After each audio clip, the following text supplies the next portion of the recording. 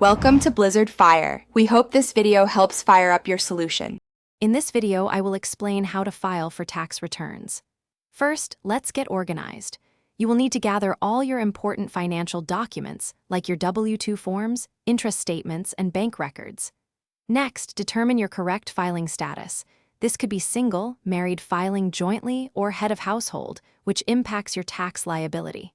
Finally, decide how you want to submit your return, either electronically for speed or by mailing a paper copy. These initial steps are crucial for a smooth process. Now, let's talk about your income and how to potentially lower your tax bill.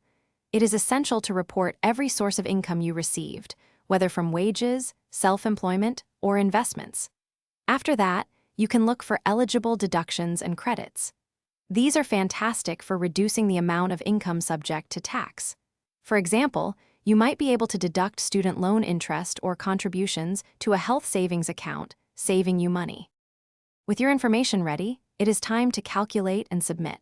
You can use reliable tax software or consult a qualified tax professional to ensure accurate calculations. Before you hit submit or mail, meticulously double-check every entry for any potential errors. Accuracy is key.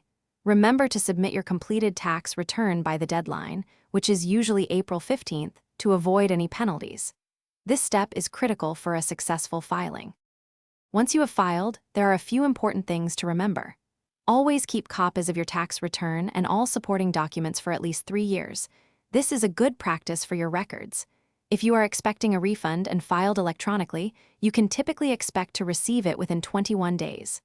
Lastly, if you receive any correspondence from the tax authority, be sure to respond promptly and thoroughly. Congratulations, you have filed your taxes. Thanks for watching. If you found this helpful, don't forget to like and subscribe.